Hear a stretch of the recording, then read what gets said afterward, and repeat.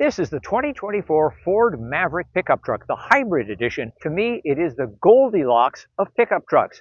Not too much, not too little of just about everything. Get in. This is Family Wheels.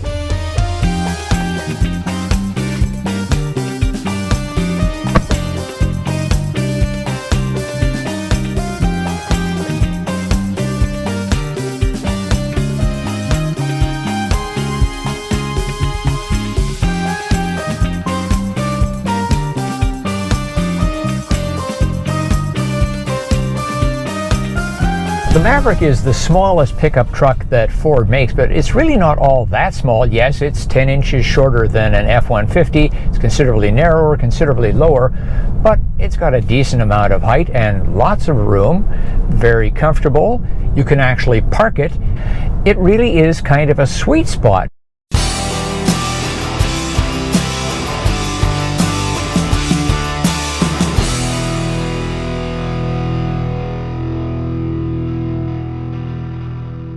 Now, assuming perhaps that you don't have a tonneau or just bucketing rain and you don't want to throw them in the back of the vehicle, I put them in the back seat. Well, at least the 3 bags of groceries and the backpack.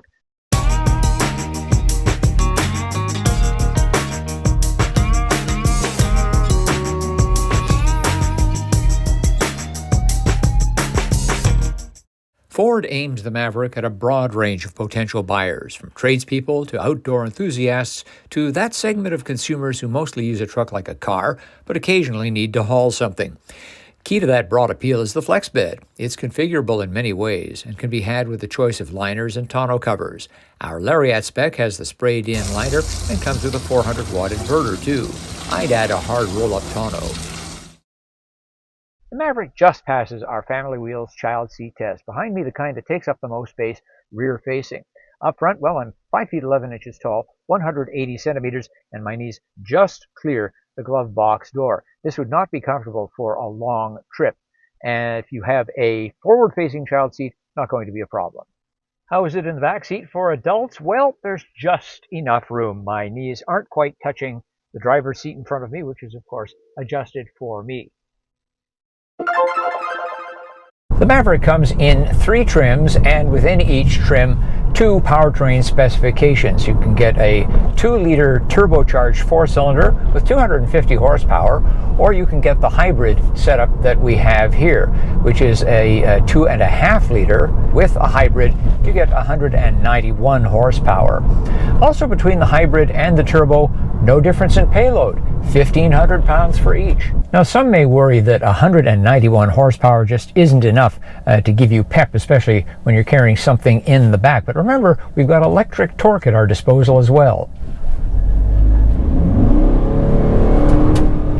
Here on the hybrid version, we only have front-wheel drive. All-wheel drive is not available.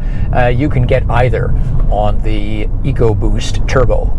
I think Ford's been very clever with the 3 trims of the Maverick. XL, XLT, and what we have here, the Lariat, the top spec.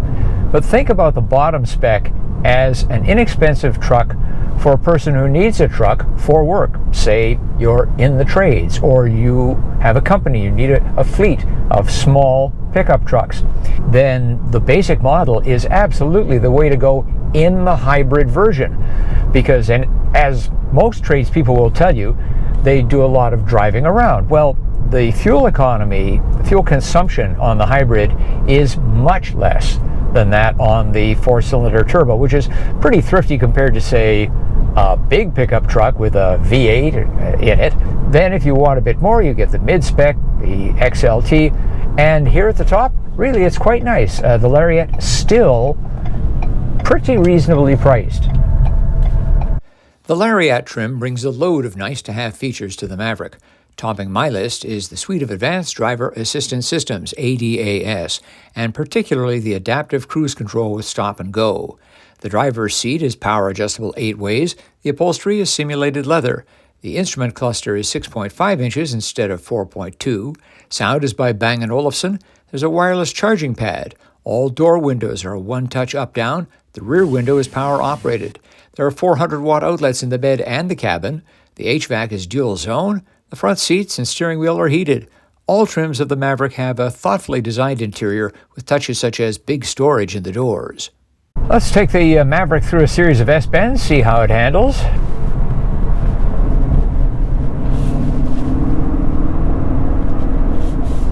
You know, it's really pretty civilized. Went over some railway tracks back there, they didn't unsettle it. Let's take it down the neighborhood bumpy road, see how it handles the potholes, patches, and speed bumps.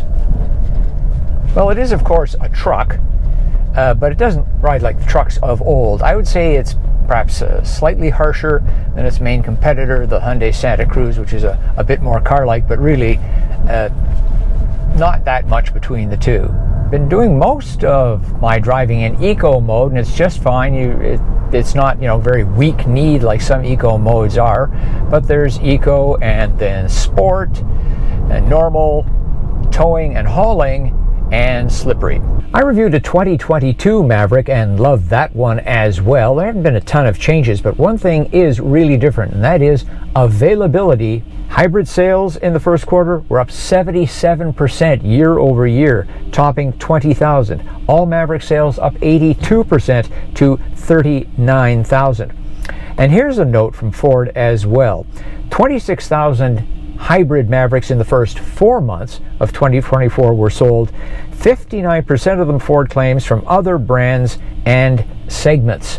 Notably, people trading in their small SUVs. So when they get a sale from another brand, that's called a conquest. However, they may have also been getting people who were looking at buying a Ranger or even an F-150 and thinking, no, the Maverick's just right for me. So maybe there is a change of trend there.